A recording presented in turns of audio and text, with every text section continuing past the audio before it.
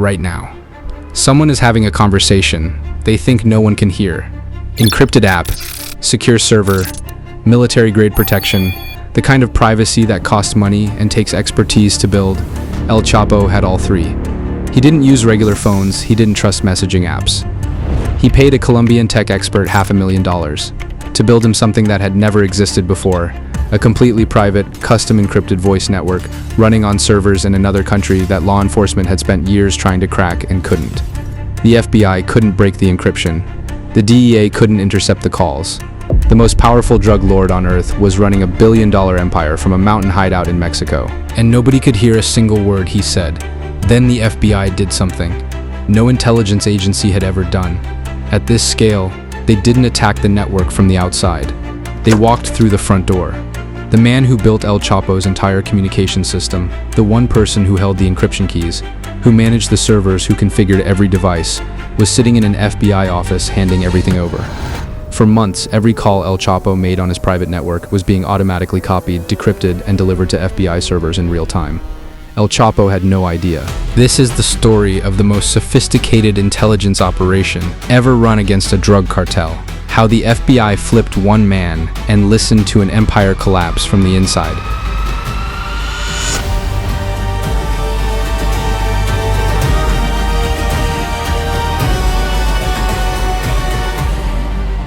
To understand what the FBI was up against, you have to understand what El Chapo had built and why no one could touch him.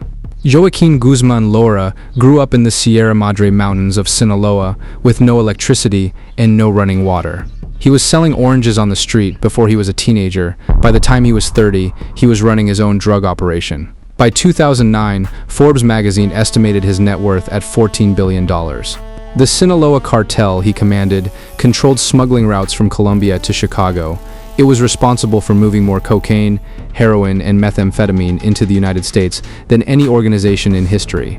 El Chapo had bribed police chiefs, military commanders, prison guards, and politicians at every level of the Mexican government. He had also escaped from prison, twice. The first time was in 2001.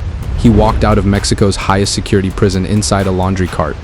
The second time, in 2015, he disappeared through a hole in the shower floor of his cell into a 1.5 mile long tunnel, fully lit ventilated with a modified motorcycle on rails to carry him out. Governments had been hunting him for 13 years. They couldn't catch him. Part of that was terrain. He operated from the Sierra Madre Mountains, remote enough that even military helicopters struggled to reach him. Part of it was corruption. Anyone who got close was either bought off or killed. But the biggest reason was something else entirely. Nobody could hear him. Every major law enforcement operation against El Chapo hit the same wall.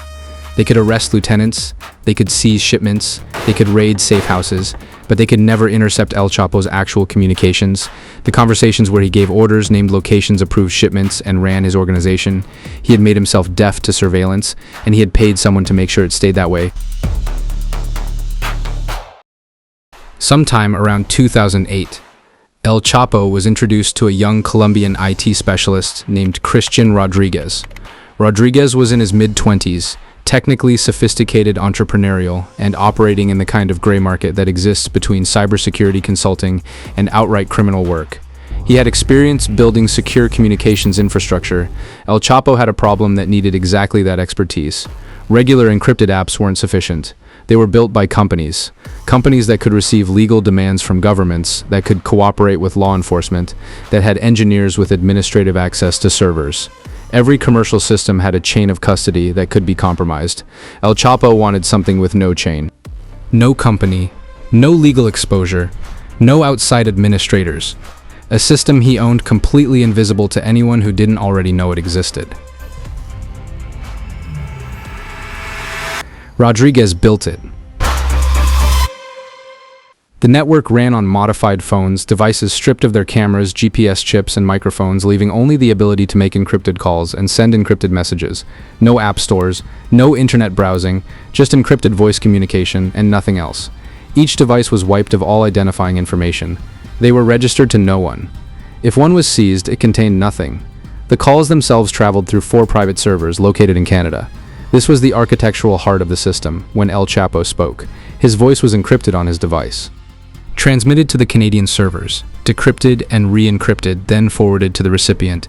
Anyone attempting to intercept the signal in transit would find only mathematical noise, encrypted data that meant nothing without the keys. The only person who held those keys was Rodriguez. El Chapo paid him approximately $500,000 for his work. Rodriguez configured the devices, maintained the servers, trained cartel associates in how to use the system, and troubleshot problems remotely. He was in effect the telecommunications director of a criminal empire. By 2009, El Chapo trusted the network completely. He used it to direct cartel operations across 3 continents. He used it to communicate with lawyers, suppliers, and family. He used it to manage a network of corrupt officials. He also used it for something else, something that revealed a paranoia that ran deeper than anyone understood. El Chapo had Rodriguez install commercial spyware on the phones of his wife, his mistresses, and 50 of his closest associates. He was monitoring his own people, tracking their messages, reading their private conversations. The man who had built the world's most private phone network was spying on everyone around him through that same network. He never considered that anyone might be doing the same thing to him.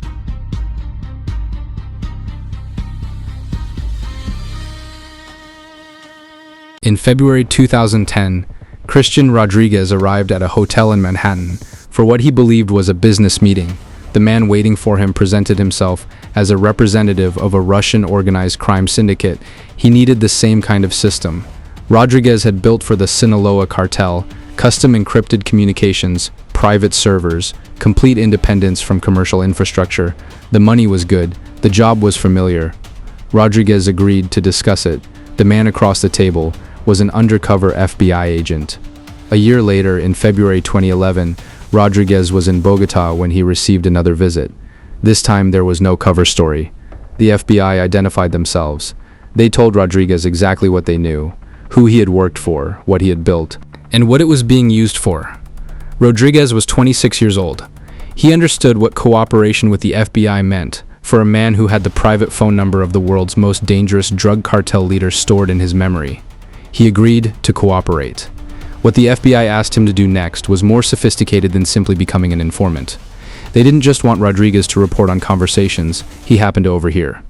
They wanted something that would take years to prosecute and be virtually impossible to challenge in court. Comprehensive, authenticated recordings of El Chapo's own voice, giving his own orders in his own words. To get that, they needed access to the servers.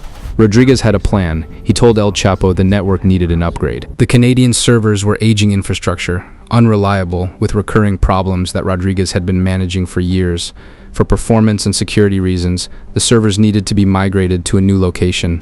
He recommended the Netherlands. El Chapo approved the migration. In 2011, Rodriguez moved all 4 servers from Canada to the Netherlands.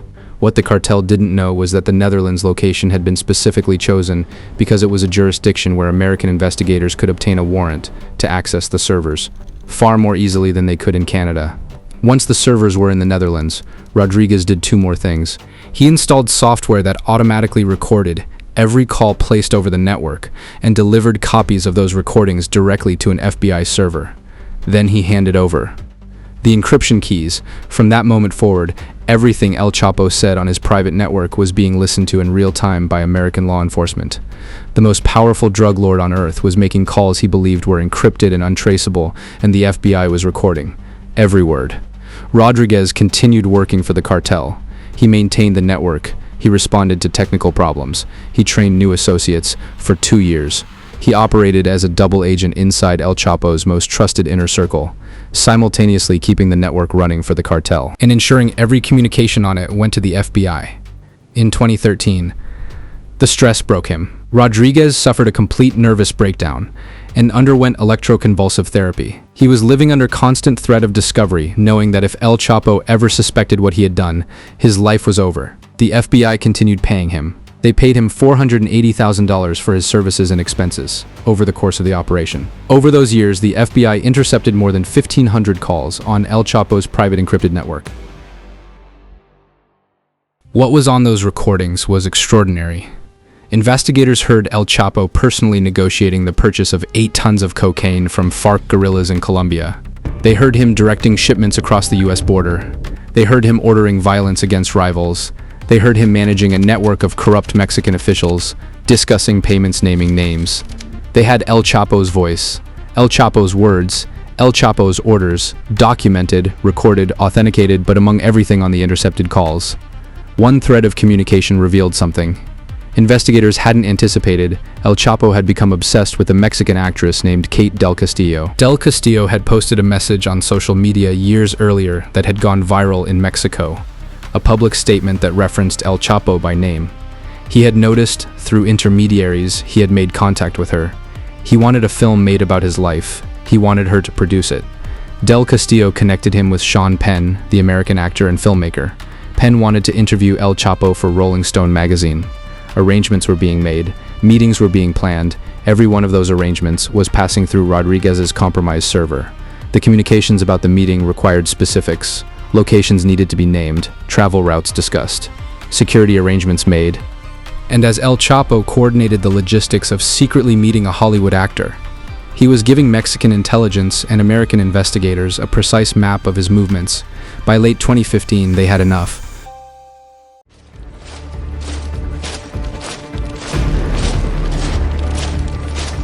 On January 8, 2016, a force of Mexican Marines moved into Los Mochis, a city in Sinaloa. They had an address, a safe house in a residential neighborhood that looked like nothing from the outside. El Chapo was not there when they arrived. He had moved before the breach, but he had built an exit as he always did, a tunnel under the shower. He went through it and emerged into the city's drainage system surfacing on a highway outside town. He tried to steal a vehicle. Local police stopped him. They had no idea who he was. They detained him anyway. When they ran his identity, the 13-year hunt was over.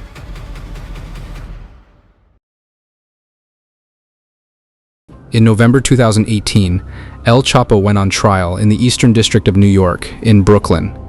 The prosecution presented a case built largely on what Rodriguez's cooperation had made possible.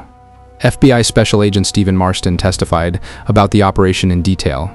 How Rodriguez had been approached, how he had agreed to cooperate, how the server migration had been arranged, and how the recordings had been made. Rodriguez himself took the stand. He was 32 years old, compact and soft-spoken. He described to the jury what he had built for El Chapo, what the FBI had asked him to do, and how he had done it. He explained the server migration. He described installing the recording software. He confirmed handing over the encryption keys. He also revealed something that added a different dimension to everything. El Chapo's paranoia, he said, had extended to wanting to install spyware in every internet cafe in Culiacan, Sinaloa. He wanted to monitor what ordinary people in his home city were saying about him online. He had Rodriguez install monitoring software on the phones of his wife, Emma Coronel, his mistresses, and 50 associates. The man who had spent years and $500,000 making himself invisible to law enforcement had, through his own surveillance apparatus, created a network of compromised devices that Rodriguez could access. El Chapo had handed his own technical expert the keys to his private life. The jury heard recordings, they read transcripts. They listened to El Chapo's voice negotiating drug shipments in real time.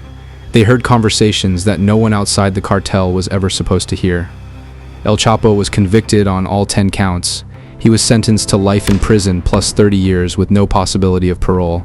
He is currently held at ADX Florence, the federal supermax facility in Colorado that houses the United States' most dangerous prisoners. He is in a cell for 23 hours a day with no contact with other inmates. The man who ran a billion-dollar empire from a mountain in Sinaloa now lives in a concrete box in the Rocky Mountains. Here's what the El Chapo case established that most people still haven't absorbed. You cannot encrypt your way to safety. Not if someone with administrative access to your infrastructure has decided to cooperate with law enforcement. El Chapo understood this better than almost any criminal in history. He didn't trust commercial systems. He didn't trust third-party providers. He paid $500,000 to build a network where only one person held the keys. That one person was the vulnerability. Every secure communication system has a Rodriguez, a network administrator, a server manager, a developer with root access, someone who, by the nature of their role, can see every packet of data that passes through the infrastructure they manage. When that person cooperates, voluntarily or otherwise, encryption becomes irrelevant. The FBI didn't break El Chapo's encryption. The mathematics were sound. The system worked exactly as designed. What the FBI did was go to the architect and ask him to open the door. This is not a technique that ended with El Chapo Operation Trojan Shield. The ANAM operation used the same principle. Instead of flipping an existing administrator, the FBI built their own encrypted phone company from scratch and marketed it directly to criminals. The architecture was identical, a network designed to appear secure, with a silent copy of every communication flowing directly to investigators. The Phantom Secure Network, another encrypted phone service used by cartels globally, was shut down after its administrator, Vincent Ramos, was arrested in 2018. Once he was in custody, law enforcement had access to the entire platform. The pattern is always the same. Build the most secure network in the world. Trust one person to run it. That one person is your weakness. Your encrypted messaging apps are built by engineers. Those engineers have server access. The companies behind them can receive legal orders. Every system you use to communicate exists because someone built it, and the person who built it knows how it works. El Chapo was the most security-conscious criminal the FBI had ever encountered. He removed GPS chips from phones. He routed calls through private servers in foreign countries. He paid a technical expert to design a system specifically to defeat surveillance, and for years it worked. But in February 2010, Christian Rodriguez walked into a hotel in Manhattan and sat down across from a man he believed was a Russian mobster. Everything El Chapo had built, every call, every order, every conversation with his wife, every cartel negotiation, every location was already on its way to an FBI server. He just didn't know it yet.